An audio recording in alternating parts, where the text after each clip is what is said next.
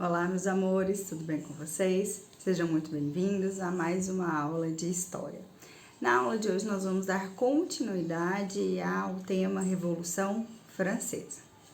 Na última aula, nós vimos então o contexto pré-revolucionário, nós vimos como aconteceu ali o início dessa Revolução Francesa até o estabelecimento de um período chamado Assembleia Nacional Constituinte, em que algumas pessoas vão se reunir, que o terceiro estado e alguns dissidentes do segundo estado, principalmente, vão se reunir para poder elaborar uma nova constituição para o país, baseado ali nos seus interesses, obviamente, né?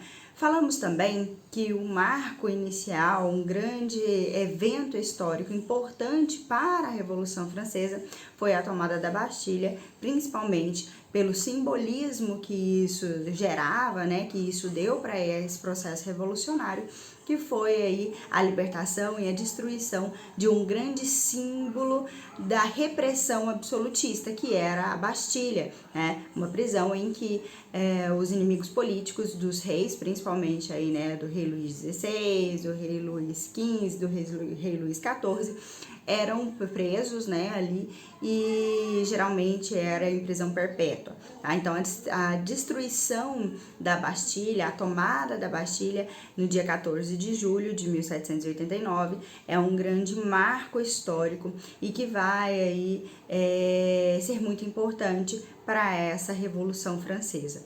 Falamos também que antes de lançar a Constituição, que vai ser lançada apenas em 1791, eles adiantaram um documento para que a população se sentisse um pouco mais segura com toda essa confusão que estava se instalando ali na França. Esse documento é a Declaração dos Direitos do Homem e do Cidadão, e ali já era uma espécie de adiantamento de algumas cláusulas que estariam presentes na Constituição de 1791. Tá? Isso foi o que nós vimos lá na primeira parte da Revolução Francesa, e agora nós vamos ver como que vai se dar o desenrolar disso tudo, tá? A partir do estabelecimento dessa Assembleia Nacional Constituinte, vai se iniciar, principalmente após o lançamento, da Constituição em 1791, um novo modelo aqui de regime, um novo modelo de governo na França, que nós vamos chamar de monarquia constitucional. Quando começa o processo revolucionário, eles já haviam tirado o rei do poder. Ele existia, continuava existindo, o rei Luís XVI continuava sendo o rei da França, mas ele não governava, Quem governava seria ali uma espécie de uma monarquia parlamentar, tá? Então essa era a ideia. Em 1791, foi instituída, a partir do lançamento então da Constituição, foi instituído um período de monarquia constitucional. Vamos acompanhar aqui na nossa apresentação para a gente entender as características desse período e como vai se dar o desenrolar aí, como que esse rei, como que o rei Luís XVI vai aceitar ou não essa imposição, porque na verdade ele estava como se fosse um prisioneiro ali na França, uma prisão domiciliar, ele não podia sair dali, então ele vai inclusive tentar fugir, e isso vai acabar piorando um pouco a situação dele no país. Vamos aqui acompanhar a apresentação para a gente criar essa lógica, para a gente não fugir aqui, não esquecer nenhum evento, nenhum fato importante sobre esse assunto, porque, como eu disse, é um importante evento histórico, que vai marcar aí a virada do mundo moderno para o mundo contemporâneo. Então, é importante que a gente tenha um entendimento por completo desses eventos, tá?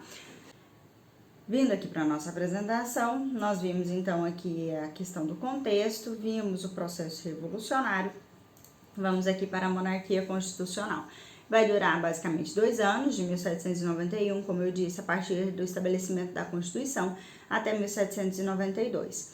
Quais são essas características? Primeiro, a manutenção da monarquia como forma de governo, dava ao movimento um ar de continuismo, ou seja, apesar de ter acontecido o processo revolucionário, eles terem tomado a Bastilha, o estabelecimento dessa monarquia constitucional dava a impressão para o povo que estava continuando a mesma coisa que antes.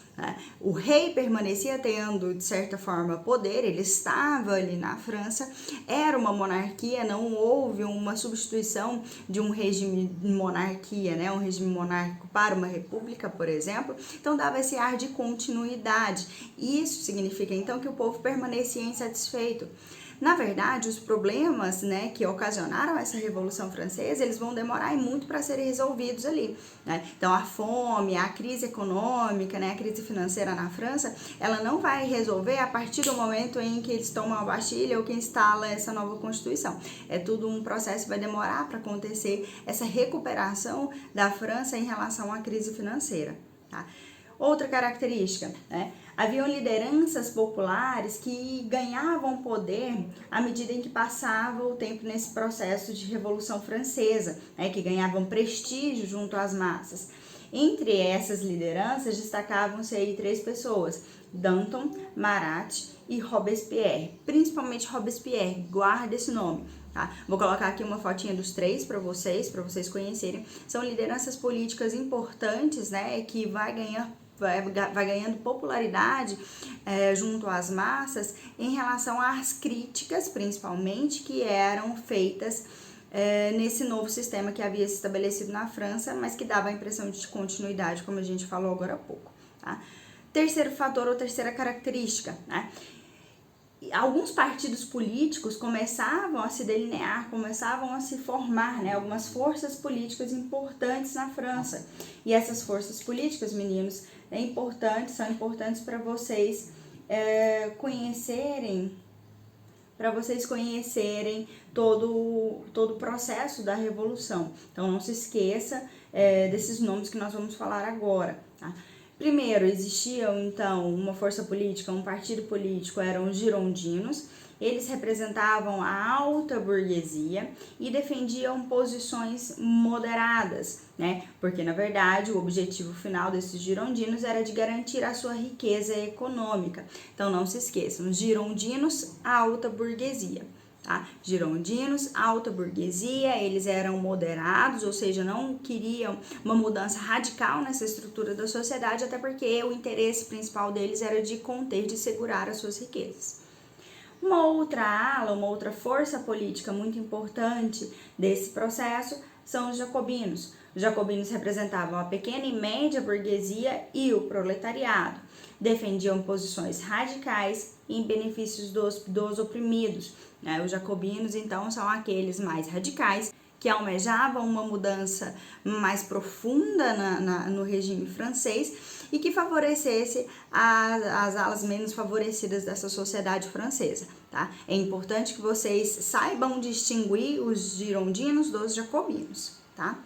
E num terceira força política, existia a planície ou pântano, tá? Eles representavam a burguesia financeira, não tinham uma posição política definida, né? Eles, na verdade, acompanhavam os vencedores. Isso significava que quem compunha a planície acabava sendo aquelas pessoas que ficavam em cima do muro. Não sabiam se eram girondinos, né, de fato, se defendiam aí uma manutenção da estrutura dessa sociedade para não haver uma mudança muito brusca, ou se eram os jacobinos. A planície ou pântano era aquela, então, que ficava ao lado daquele que estava ganhando mais poder, né, de quem estava liderando. Se os girondinos estavam ali um período no poder, eles estavam ao lado dos girondinos. Se fossem os jacobinos, eles estariam, então, ao lado dos jacobinos. Eram aquelas pessoas que ficavam ali em cima do muro. No final das contas, as pessoas que compunham essa planície ou pântano acabam então se aliando mais aos girondinos, que eram os menos radicais, que eram os moderados, do que aos jacobinos, que eram os radicais, tá bom?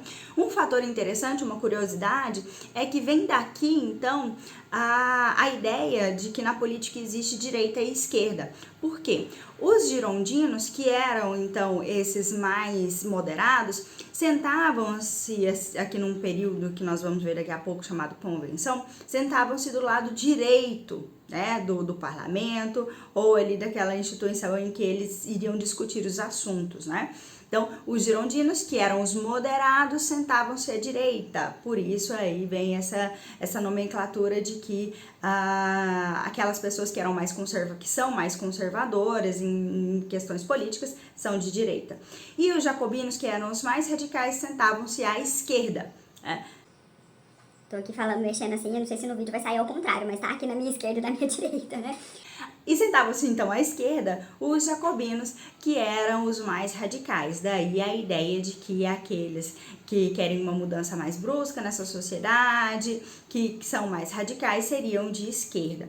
É óbvio que não dá mais pra gente falar atualmente, simplificar a nossa política entre direita e esquerda, porque a gente sabe que existe centro-esquerda, centro-direita, enfim, existe uma série de outras situações políticas que atualmente definem melhor a nossa política, que não seja simplesmente direita e esquerda. Tem um vídeo muito bacana para entender isso, vou deixar um link aqui na nossa descrição para vocês assistirem, um vídeo rápido e que explica mais ou menos como que a gente poderia interpretar a nossa política atual no Brasil, que não se resume, como eu disse mais uma vez, em simplesmente falar que uma pessoa é de esquerda ou é de direita. Tá bom? Assistam esse vídeo porque é importante para vocês entenderem essas questões políticas. Esclarece muito, inclusive, o contexto que a gente vive no Brasil em relação à política.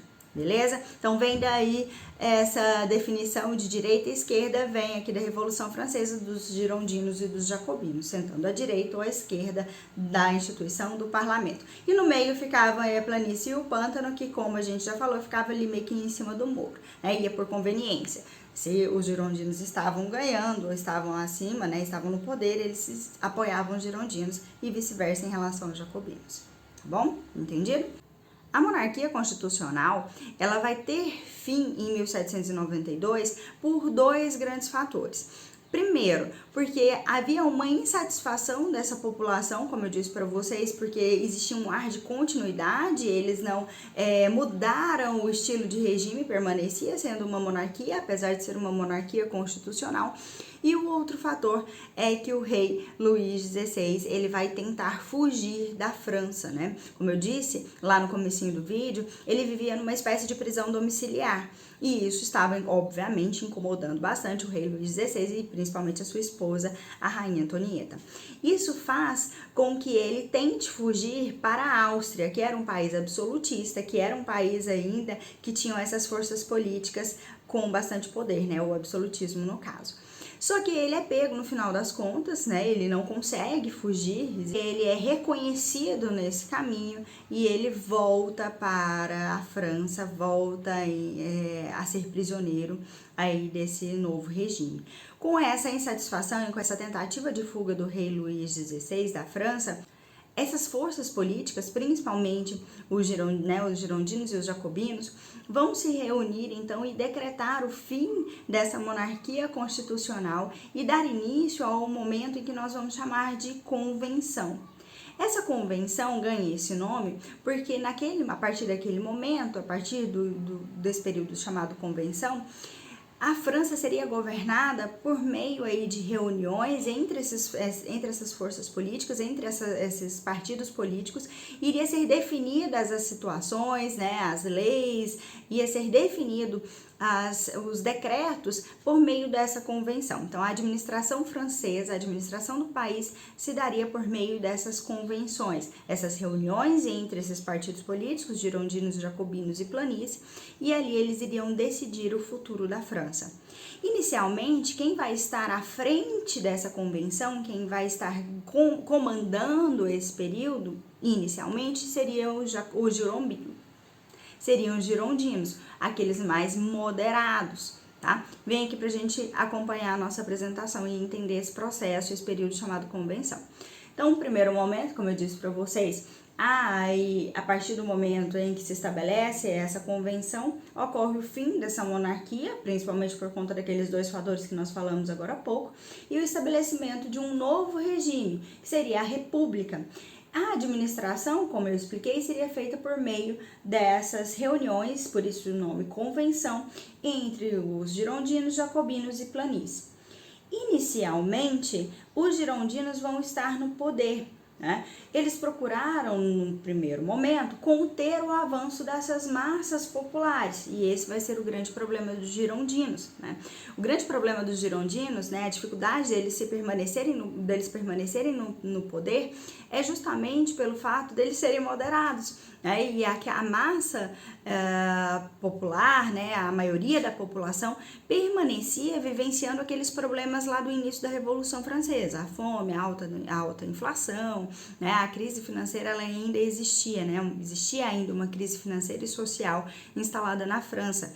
Isso fazia a insatisfação da maior parte da população perante a forma como esses girondinos administravam aquele período também gera uma insatisfação. A partir do crescimento dessa insatisfação popular e dessas lideranças que nós falamos no slide anterior, né, do Danton, do Marat e principalmente do Robespierre, os jacobinos, que são os mais radicais, começam a ganhar mais força.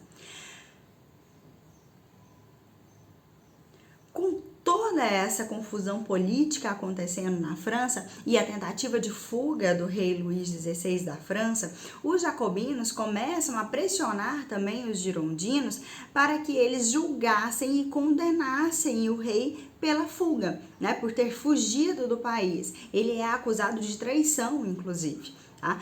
A partir da pressão, então, dessa massa popular e dos jacobinos para que os girondinos julgassem o rei Luís XVI, ele acaba sendo julgado e guilhotinado. O que é isso? O que é guilhotina? Eu vou colocar aqui uma imagem para vocês conhecerem a famosa guilhotina. A maior parte das pessoas dentro da Revolução Francesa, dentro desse período, vai acabar morrendo na guilhotina. A guilhotina é uma espécie de estratégia, né, uma máquina de morte considerada honrosa, porque a pessoa morre de uma vez, morre rapidamente, né? A pessoa, quando eles queriam condenar de uma forma mais penosa, castigar mais a pessoa, geralmente ela era morta enforcada, tá? A guilhotina era uma espécie de morte honrosa, então.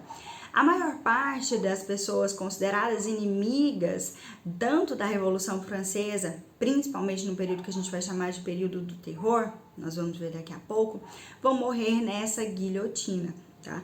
O rei Luís XVI e mais pra frente a rainha Antonieta também vai morrer nessa guilhotina, por meio aí da pressão dos jacobinos, tá? Para que eles fossem julgados e aí eles acabaram então morrendo guilhotinados, representando o fim de fato desse absolutismo ali na França, tá?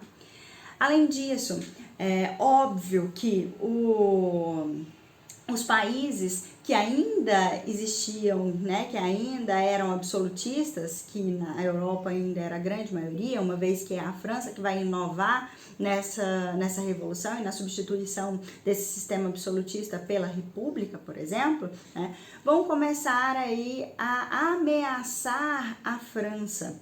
Isso vai gerar um agravamento da crise econômica e faz com que esses jacobinos acabam ganhando aí o apoio dos sans-culottes e do restante da população e tomam o poder a partir de 1793. Portanto, os jacobinos, aqueles que eram os mais radicais dentro dos partidos políticos, dentro das forças políticas que existiam na França, passam a governar a França, governar o país a partir de 1793. E é aqui que tem uma grande virada nesse processo revolucionário. Como os jacobinos eram os mais radicais, é nesse momento então que vai haver maiores mudanças na administração desse país. O primeiro fato, por exemplo, é que os jacobinos vão tentar realizar uma laicização da França. O que é laicização? Eles vão tentar retirar, né, fazer com que o país não tenha mais aquele caráter religioso em relação à administração, né? Um país laico é aquele que não comanda, que não administra o país, tendo por padrão uma religião. Para isso, inclusive, eles vão decretar um novo calendário francês. Eles não vão adotar mais o calendário gregoriano, por exemplo, que tem aí como eixo norteador a religião cristã, que inclusive tem feriados cristãos, né, feriados religiosos. Os jacobinos estabelecem um novo calendário que vai ter como padrão, como eixo norteador, inclusive os padrões da terra, né? O período da colheita, o período do plantio, e tem a ver também com as estações do ano. Vou colocar aqui para vocês esse calendário para que vocês tenham noção. Até porque algumas nomenclaturas da Revolução Francesa, que nós vamos ver daqui a pouco, são referências a esse calendário, como, por exemplo, Reação Thermidoriana ou o Golpe de 18 de Brumário, tá? Por que esses nomes? Por conta do calendário que é estabelecido na Revolução Francesa pelos jacobinos, tá? E é quando esses jacobinos, então, entram no poder que dá início a um período muito tenso na França e nesse processo revolucionário, que é o período do terror. É um período em que o Robespierre vai estar à frente da administração francesa e ele, como era o radical ali dos jacobinos, né, ele compunha essa ala mais radical, ele vai administrar a França num momento em que ele vai estabelecer uma tensão muito grande, né? Ele estabelece duas instituições, dois órgãos que vão gerar bastante essa tensão. Vem cá, vamos ver quais são esses órgãos, né? Antes de a gente falar do período do terror, é importante dizer também que os estrangeiros, né, os países ali da Europa, vão começar a formar uma espécie de coligação, né? Eles vão se associar para tentar conter, para tentar lutar contra essa Revolução Francesa. Esses países que vão se aliar, né, contra esse processo revolucionário francês são a Áustria, a Prússia, a Rússia e a Inglaterra. Eram países, então, ainda absolutistas que estavam vendo esse processo revolucionário na França e ficaram, obviamente, com medo de que aquele evento influenciasse os demais países a acabar com o absolutismo. Tá? Vamos ver, então, quais são as características agora do período do terror, que, como eu disse para vocês, é o momento em que o Robespierre assume o comando, né, desse governo revolucionário. Os jacobinos assumem o poder de um país à beira de um colapso, porque, como eu disse para vocês, a crise econômica ela ainda não havia acabado, havia uma série de revoltas populares e principalmente uma guerra com outros países, que são aqueles que nós acabamos de falar, que queriam aí conter o avanço dessa revolução por conta desse medo de que essa revolução acabasse influenciando seus países a acabar com o absolutismo, tá? Outra característica, né? Para manter-se no poder, Robespierre passa a exterminar todos os que fossem considerados inimigos da Revolução. Para isso, ele cria, como eu disse para vocês, dois órgãos, né? Duas instituições. O Comitê de Salvação Pública e o Tribunal Revolucionário. São duas instituições que iam, então, ajudá-lo, né? Que auxiliavam Robespierre a administrar, a tentar controlar essa crise econômica, essa crise financeira da França, e que também julgavam e que levavam para a guilhotina as pessoas que eram inimigas desse processo revolucionário. Então é um momento de bastante tensão, a população vivia ali num medo muito grande, por isso vai chamar de período do terror, em que as pessoas tinham pavor, né, e tinham muito medo de acabar indo para a guilhotina, porque qualquer motivo era motivo de ser guilhotinado para o Robespierre por meio da comissão do Comitê de Salvação Pública e do Tribunal Revolucionário. Ele acaba, inclusive, mandando para a guilhotina alguns dos amigos dele, né, o tanto que era intenso, né, nessa administração do Robespierre, tá bom? Robespierre, pressionado pela população, acaba colocando em prática algumas estratégias, como, por exemplo, a redistribuição parcial de propriedade, e cria a Lei do Máximo, que era uma espécie de tabelamento de preços, uma estratégia do Robespierre para tentar conter o avanço, né, para tentar resolver o problema da crise financeira ali na França. Então, como eu disse para vocês, é um período extremamente tenso ali na França. Essa tensão, esse medo que a população vivia naquele período vai gerar o que nós chamamos de a reação termidoriana. E aqui um termo que remete ao calendário novo, o calendário revolucionário estabelecido pelos jacobinos, tá? A burguesia, então, temendo o confisco de seus bens e querendo a liberdade nos negócios, uma vez que o Robespierre decreta, então, essa redistribuição de propriedades, ele ia tirar, obviamente, ou da nobreza ou da alta burguesia, né? E querendo a liberdade nos seus negócios, inicia uma campanha contra o governo do Robespierre.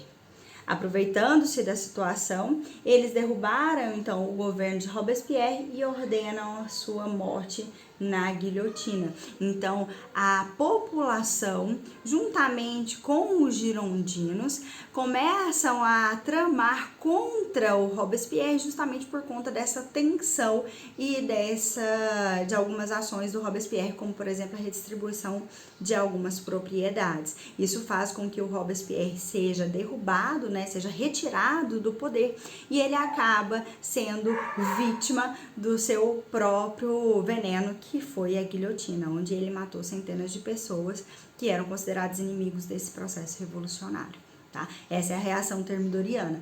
A partir da reação termidoriana se estabelece um novo estilo de governo na França. Sim, por isso que eu disse para vocês que a Revolução Francesa é um conteúdo muito importante que a gente precisa ir devagarzinho para a gente entender todo esse processo, né? Então aqui a gente vai iniciar uma terceira fase do processo revolucionário, que é o estabelecimento do diretório. Percebam, nós já vimos aqui 3 fases, né? Vamos para a terceira fase desse processo revolucionário. Nós vimos a monarquia constitucional, em que existe uma constituição, o rei ele existe como uma figura apenas, né? Ele não governa a França de fato e tem uma constituição por trás. É um período curto, tá? Depois disso, vimos o período da convenção, que é esse aqui, que inicialmente os girondinos ficaram no poder, depois os jacobinos, os mais radicais, tomaram o poder, estabelecendo o período do terror. Após a derrubada de Robespierre, se estabelece um novo momento, que é o diretório. A reação termidoriana iniciou-se em 1794 e representou o retorno, então, da burguesia ao poder. Esse período do diretório que a gente vai ver agora em pouco, então, simboliza esse retorno dessa alta burguesia ao poder. Tá? Uma nova Constituição foi elaborada em 1795, foi mantida a República como forma de governo, mas é restabelecido o voto censitário, né, que no governo, no período aí da Convenção, principalmente no momento em que os jacobinos estavam no poder, foi decretado o voto universal, ou seja, todos poderiam votar, independente aí de nível financeiro, né, independente de renda financeira.